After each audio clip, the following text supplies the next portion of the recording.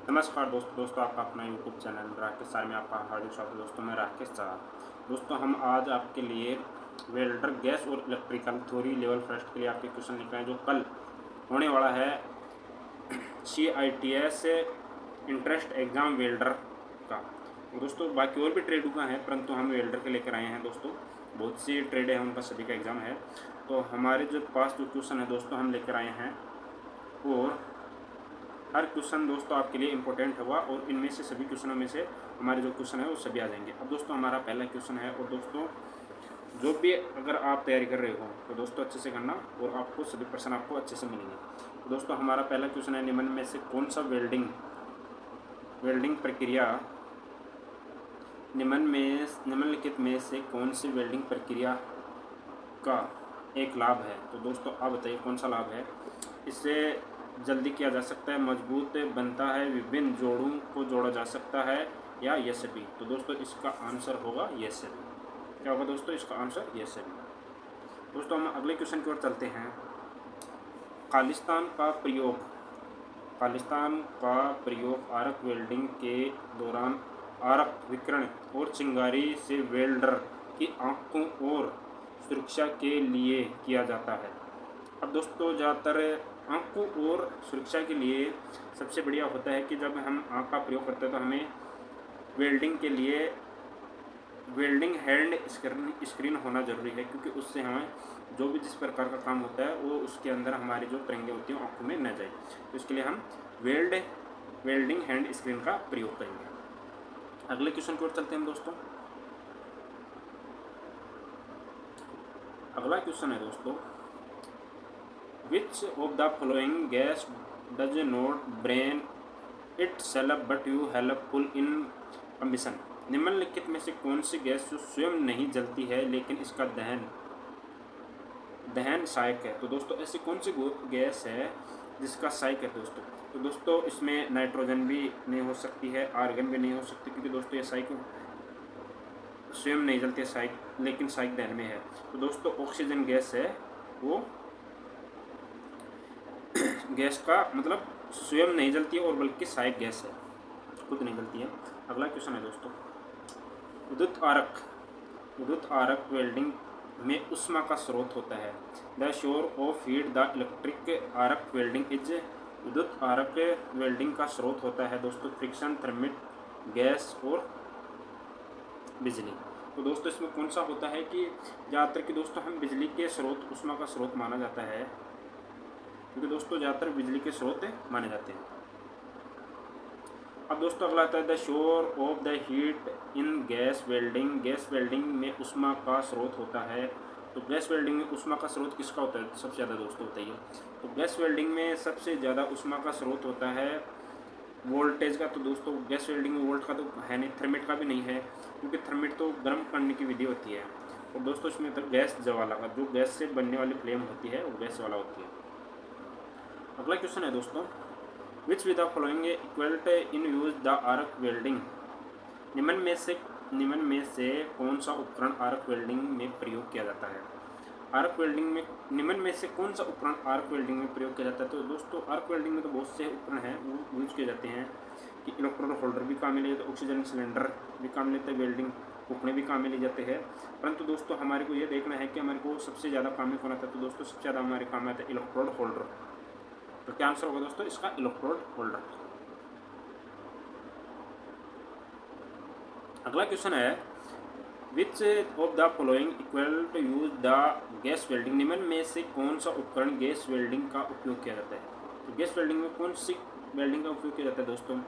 Gas नियामक का किया जाता है, ऑक्सीजन गैस सिलेंडर का भी किया जाता है, वेल्डिंग ब्लो पाइप का भी किया जाता है, ऑल ऑफ दिस मतलब सभी का किया जाता है। तो ये सभी इसका आंसर हो जाएगा दोस्तों। इसका भी किया जाता है, इसका भी और इसका भी, ये सभी को गैस वेल्डिंग में उपयोग किया जाता है। अगला क्वेश्चन है दोस्तों, निम्न में से कौन सा धातु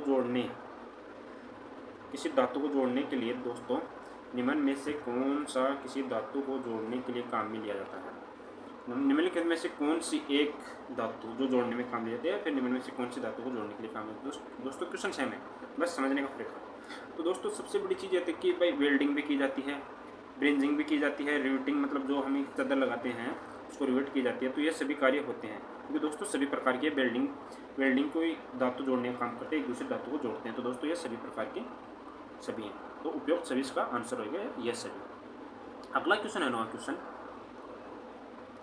निम्न में से कौन सी विधि स्थायी जोड़ बनाती है। तो दोस्तों निम्न में से कौन सी विधि स्थायी जोड़ बनाती है। दोस्तों विधि तो सभी जो होती हैं वेल्डिंग के अंदर वो सभी स्थायी जोड़ बनाती है, वेल्डिंग है वो स्थायी जोड़ बनाती है, और बल्कि जो उसको रिवेटिंग वगैरह होती है वो स्थायी जोड़ नहीं बनाती है। तो चलते हैं दोस्तों अगले क्वेश्चन की ओर। अब दोस्तों इसकी पहचान करनी है, ये है क्या, दिए गए उपकरण की पहचान कीजिए, identify the given equal to. तो दोस्तों ये tip cleaner, welding screen, electrode holder, tip cleaner भी नहीं है, वेल्डिंग स्क्रीन भी नहीं होती दोस्तों। वेल्डिंग स्क्रीन लगाने आती है तो चेहरे के लगाने के लिए होती है। तो दोस्तों ये कौन सा है, अभी एक मिनट है, यह है दोस्तों इलेक्ट्रोड होल्डर। जो इलेक्ट्रोड होल्डर होता है जिसे हम वेल्डिंग करते हैं वो होता है। तो चलते हैं दोस्तों हम अगले क्वेश्चन की ओर। उदासीन ज्वाला के बारे में निम्न में से कथन सही है। उदासीन, जो दोस्तों उदासीन होते हैं उसकी ज्वाला के बारे में निम्नलिखित पूछ कहते हैं। दोस्तों उदासीन सभी ये हैं, इस ज्वाला का पूर्ण दहन होता है। मुर्दल इस्पात में वेल्डिंग के लिए उदासीन ज्वाला का उपयोग किया जाता है। उदासीन ज्वाला में 2 जोन होते हैं। ये सभी दोस्तों इसका सारे आंसर सही हैं। तो दोस्तों इसके क्या है, सारे आंसर सही हैं। ये भी सही है, ये भी सही है और ये भी सही है। तो दोस्तों इसके ये सभी सारे हैं, क्योंकि इस ज्वाला के दहन सभी से होता है। अगला क्वेश्चन है दोस्तों,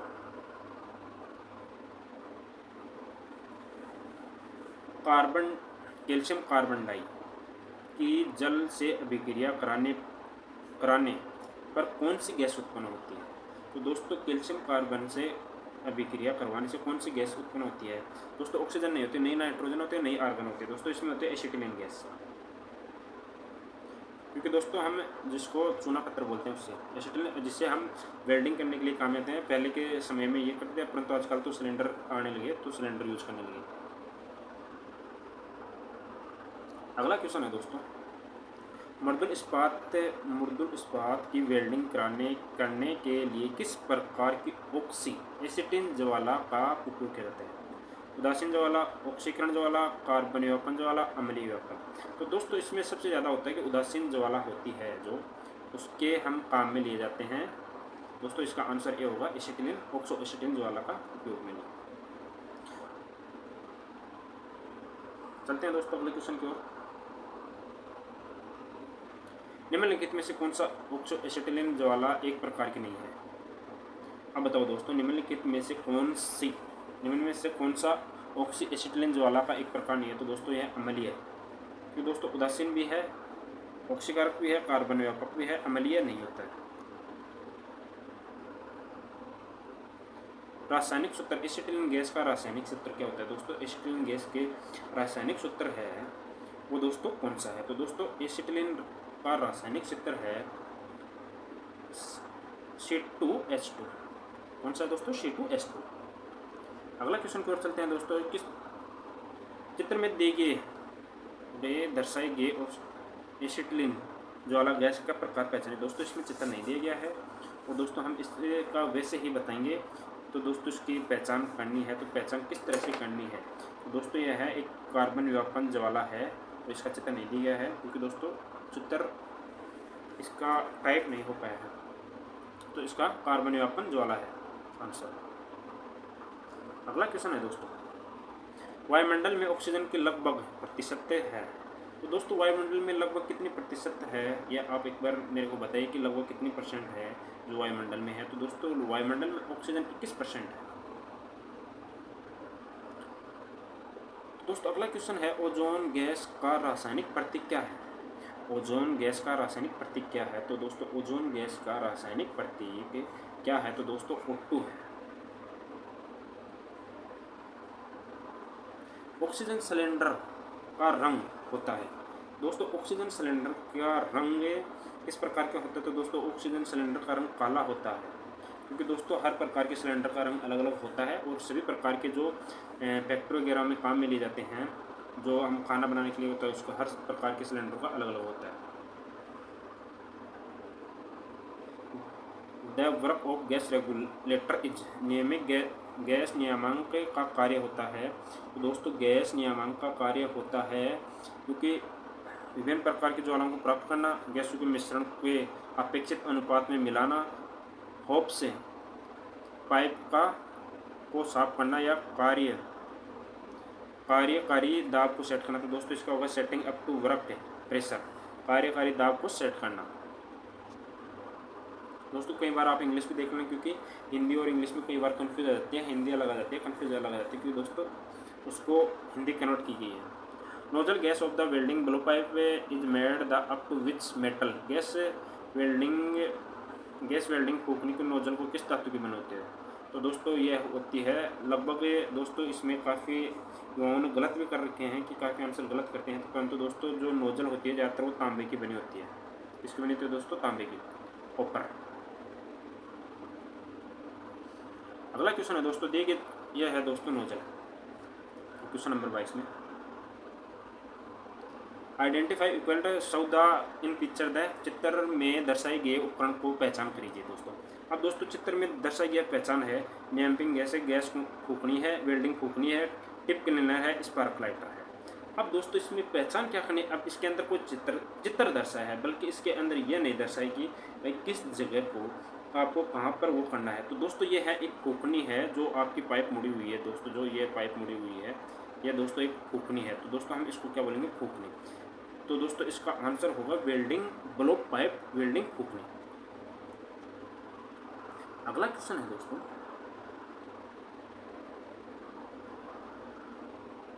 निम्नलिखित में से किसका उपयोग ब्रिंजिंग को गालक के रूप में किया जाता है। Which we following the use the fuels of brazing. अब दोस्तों इसमें ब्रिंजिंग का मतलब जो यूज किया जाता है फ्यूल फ्लक्स में, वो फ्लक्स होते हैं। तो दोस्तों इसके किस फ्लक्स में काम लेते हैं दोस्तों, इसमें बोरेक्स और बोरेक्स एसिड दोनों के लिए होता है। तो बोरेक्स और बोरेक एसिड हैं, उनके दोनों के लिए काम में लिया जाता है। तो दोस्तों इसका आंसर सी होगा, बोरेक्स और बोरेक्स एसिड दोनों। अगला क्वेश्चन है दोस्तों,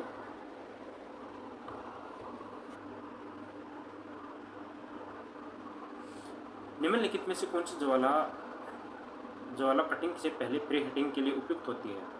निम्नलिखित में से कौन सी ज्वाला कटिंग से पहले प्री हीटिंग के लिए प्रयुक्त होती है। अब दोस्तों इसमें प्री हीटिंग का मतलब होता है कि फ्री हीट कार्य करने के लिए होती है, वो कौन सी होती है। तो दोस्तों इसके अंदर होती ज़्यादातर उदासीन ज्वाला होती हैं, वो फ्री हीटिंग का कार्य करती हैं। तो दोस्तों हमारा आंसर इसमें होगा नेचुरल फ्लेम। कौन सा, नेचुरल उदासीन फ्लेम। गैस कटिंग में यदि बहुत कम ऑक्सीजन की आपूर्ति होती है तो क्या होगा। अब दोस्तों इसमें ज़्यादातर, अब इसमें थोड़ी सी दोस्तों कन्फ्यूज होगी, आपको भी होगी और दोस्तों जो पढ़ाने वाला है उनको भी होगी, कि गैस कटिंग में बहुत कम ऑक्सीजन की आपूर्ति होती है तो क्या होता है। अब दोस्तों गैस की कम आपूर्ति होती है तो इसमें ज़्यादातर क्या होता है कि मेटल का होता है ना, जो कटिंग होती है ना वो कंप्लीट कटिंग नहीं होती है, मतलब पूर्णतः कटिंग नहीं होती। जब हम किसी कार्य करते हैं, उसको काट रहे हैं तो परिपूर्ण नहीं कट पाएगा, जिसका मतलब दोस्तों कि हम जो कार्य काट रहे हैं, जिसको कटर से काट रहे हैं या ग्राइंडर से काट रहे हैं, अगर लाइट ज़्यादा कहेंगे तो दोस्तों पूरी कटिंग नहीं होगी। तो इसका आंसर होगा the metal will be not complete, धातु पूर्णतः नहीं कटेगी। तो दोस्तों इसका आंसर क्या होगा, धातु पूर्णतः नहीं कटेगी। अब दोस्तों अगले क्वेश्चन की ओर चलते हैं। निम्नलिखित में से कौन सी बहुविधि प्रणाली एक प्रकार की है। अब दोस्तों कौन सी बहु प्रणाली एक प्रकार के, जो वेल्डर हैं, जिन्होंने वेल्डर से ITI क्लास की है, रोज़ ली है, वो कमेंट करके बता सकता है कि इसमें कौन सी है। तो दोस्तों वो ज़्यादातर होती है कि बूथ प्रोबेबली ऑफ स्टेनेंसी। तो दोस्तों बूथ ऑफ पोर्टेबल और स्टेनेंसी दोनों होती है। अगला क्वेश्चन है दोस्तों, चित्र में दी गई दर्शाई को वेल्ड को दर्शाई। अब दोस्तों इसके अंदर सबसे बड़ी दिक्कत यहाँ पर आ जाती है, हम जब वेल्ड भी करते हैं तो दोस्तों ये अंडरकट हो गया, मतलब इसके अंडरकट भी हो गया और ओवरलैप भी हो गया। अब दोस्तों इसमें किस चीज़ की कमी है। अब इसमें सबसे बड़ी कमी होगी दोस्तों, वो होगी अंडरकट की, क्योंकि अंडर दोनों तरफ कट लगा हुआ है। तो हम ज़्यादातर मतलब जहाँ पर लाइट ज़्यादा होती है, जिसकी वजह से हमारा अंडरकट लग जाता है, और अंडरकट की कहीं पे ज़्यादा हो जाती है, कभी कम। तो इसका आंसर होगा ये चित्र में दर्शाई गई वेल्डिंग दोष का पहचानी। तो दोस्तों ये है अंडरकट। अगला क्वेश्चन है दोस्तों, गैस वेल्डिंग दोष के नाम बताइए जिसमें जमा धातु की सतह पर पिन होल्स बनाए जाते हैं। वेल्डिंग गैस के दोष बताइए, दोष का नाम बताइए, सॉरी दोस्तों, वेल्डिंग गैस दोष का नाम बताइए जिसमें जमा धातु की सतह पर कई पिन होल्स बनाए जाते हैं। तो धातु की सतह पर दोस्तों छिद्रता होती है, और उसको हम परपोसिटी बोलते हैं, परपोसिटी, छिद्रता, छिद्रतला या छिद्रता। अब दोस्तों अगला क्वेश्चन है, निम्नलिखित में से कौन सा उपकरण है ऑक्सी एसिटिलीन गैस कटिंग का उपयोग किया जाता है।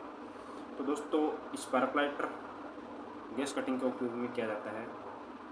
स्पार्क लाइटर दोस्तों गैस कटिंग को जलाने के लिए काम आता है। टिप क्लीनर, तो दोस्तों टिप क्लीनर आती है जो साफ करने की आती है दोस्तों, पहले उससे होता है। और कटिंग टॉर्च जो उससे कटिंग होती है।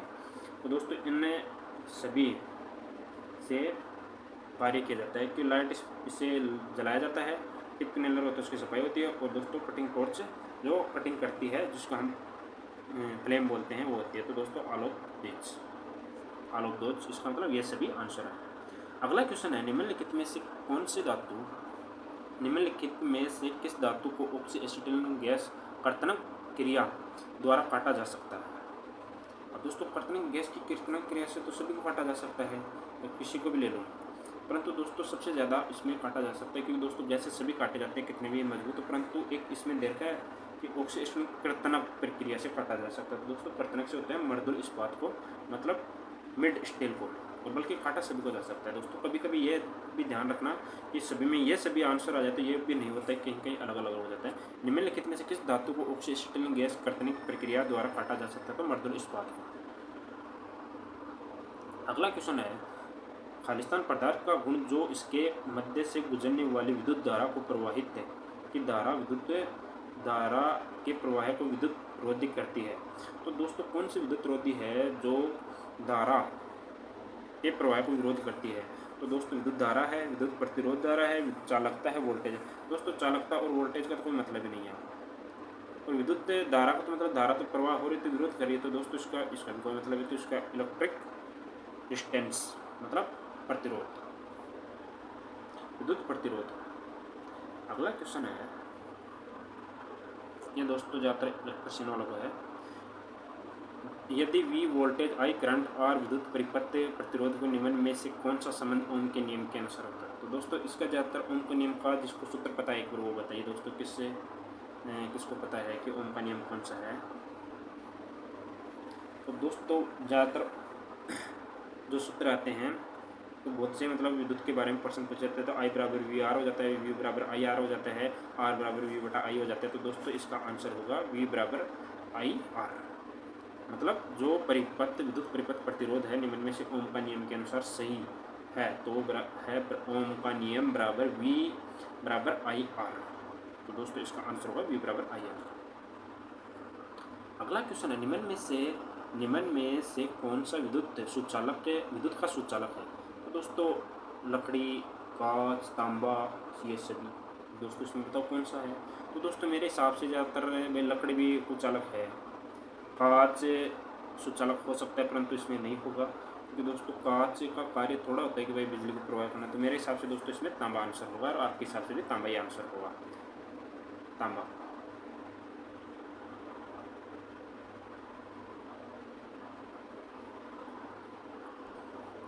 अब दोस्तों इलेक्ट्रोड आर्क वेल्डिंग का को भी कहा जाता है। अब दोस्तों इलेक्ट्रोड आर्क वेल्डिंग को क्या क्या कहा जाता है, तो आप कमेंट करके बताइए क्या क्या कहा जाता है। तो दोस्तों इसको कहा जाता है MMAW। इलेक्ट्रिकल आर्क वेल्डिंग को कहा जाता है MMAW। दोस्तों इसकी फॉर्म अगले पार्ट में बताऊंगा मैं।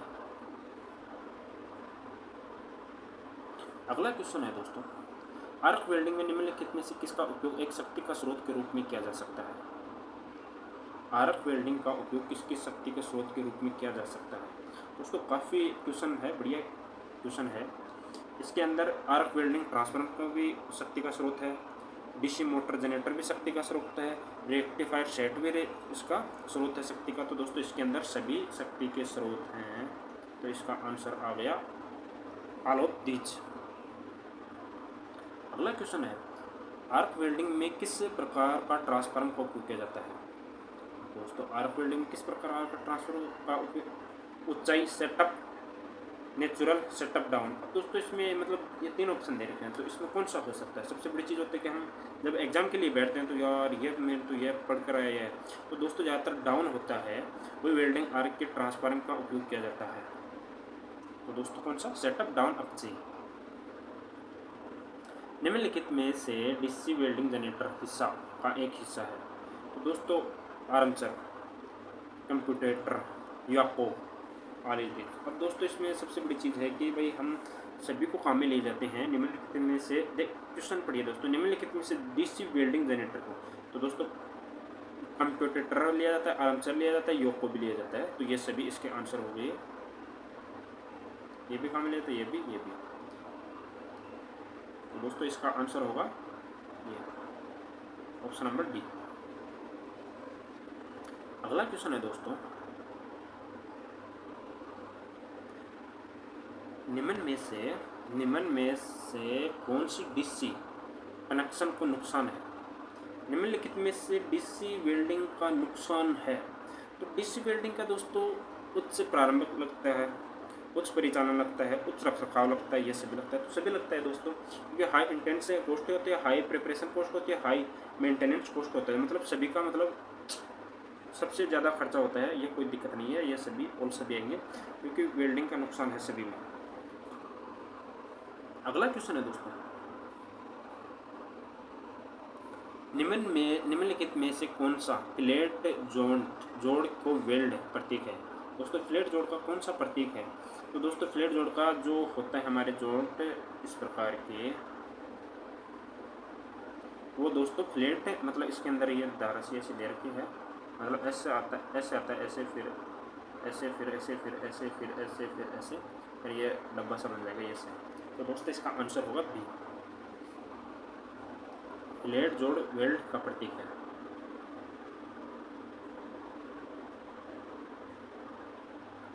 अगला क्वेश्चन है दोस्तों 40 नंबर का,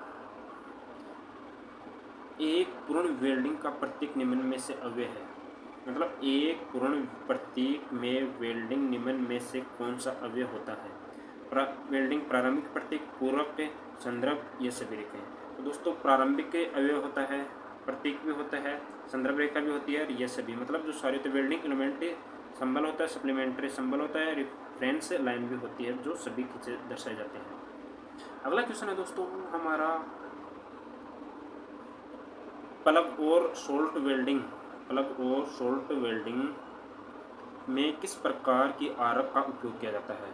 तो दोस्तों प्लग और सोल्ट वेल्डिंग में लंबी आरक का प्रयोग किया जाता है। लॉन्ग आरक द लेंथ आरक, लंबी आरक लंबाई का। प्लग और सोल्ट वेल्डिंग किस प्रकार की आरक की लंबाई का उपयोग किया जाता है? तो दोस्तों आरक की लंबाई लॉन्ग आरक लेंथ। अगला क्वेश्चन है, आरक का उपयोग पोजीशन वेल्डिंग में किया जाता है? दोस्तों आरक का उपयोग सबसे ज़्यादा लघु जो शॉर्ट होती हैं उनमें किया जाता है। सामान्यतः दोस्तों लघु में किया जाता है शॉर्ट आरक का उपयोग। पोजीशन वेल्डिंग में किस प्रकार किया जाता है? दोस्तों छोटे छोटे बीट लगाए जाते हैं, उस पर आधारित होते हैं। अगला क्वेश्चन है दोस्तों हमारा 43 नंबर का, वेल्डिंग में निम्न में से कौन सी स्थिति में वेल्डिंग स्थिति के लिए सबसे आसान है? अब दोस्तों इसमें सबसे बड़ी चीज़ होती है कि भाई वेल्डिंग में 4 प्रकार की होती है। ओवरहेड होती है जो सर से ऊपर होती है, और ऊर्ध्वाधर होती है, प्लेट होती है, हॉरिजॉन्टल होती है। अब दोस्तों इसमें 4 प्रकार की मतलब 4 साइजें होती हैं जो हम किस अलग अलग तरीके से कर सकते हैं। तो इसमें से सबसे आसान कौन सी वेल्डिंग है?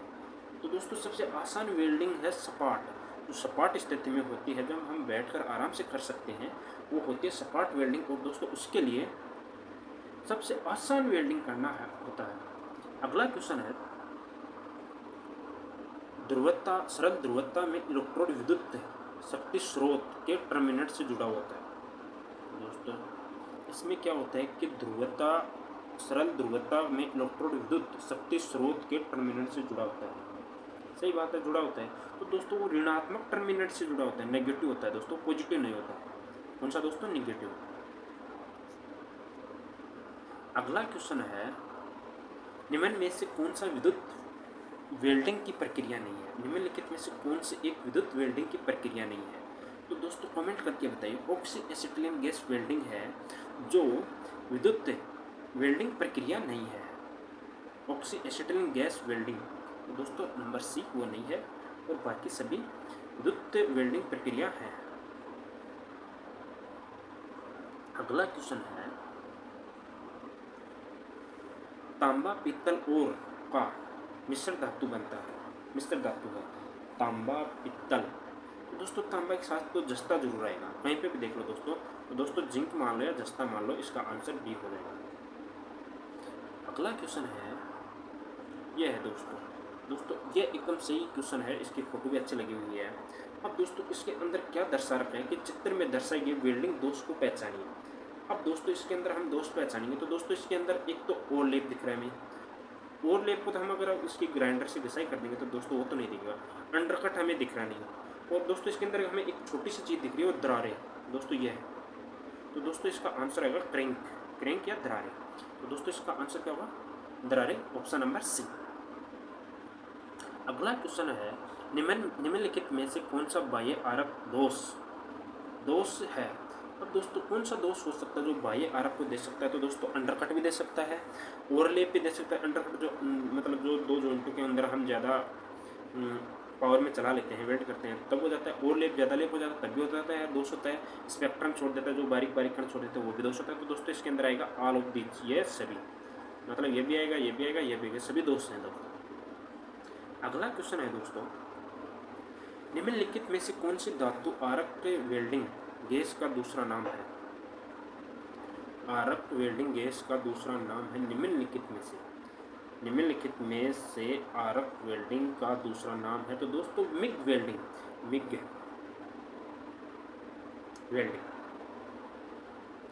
लास्ट क्वेश्चन है दोस्तों हमारा आज की क्लास का,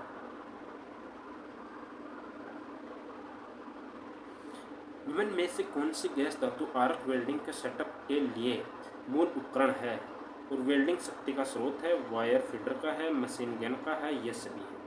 तो दोस्तों इसमें मतलब वेल्डिंग के गैस धातु आरक वेल्डिंग का सेटअप के लिए मूल उपकरण है। वेल्डिंग का शक्ति स्रोत भी चाहिए, वायर फीडर होता है दोस्तों वो भी चाहिए, वेल्डिंग गन भी चाहिए दोस्तों, जिसे हम निब को पकड़कर हम वेल्ड कर जाते हैं। तो दोस्तों इसके अंदर सभी आएगा, ऑल द सभी। तो दोस्तों फर्स्ट क्लास हमारी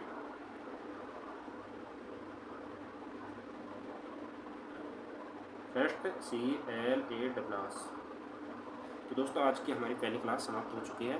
दोस्तों अगला वीडियो के लिए बने रहिए। दोस्तों अगर आपको वीडियो अच्छा लगा है तो दोस्तों आप हमारे यूट्यूब चैनल को लाइक सब शेयर करें, ताकि दोस्तों हम आपको पहले नहीं बोले हैं कि हमारे यूट्यूब चैनल, अगर आपको वीडियो अच्छा लगा हो तो दोस्तों कर लेना।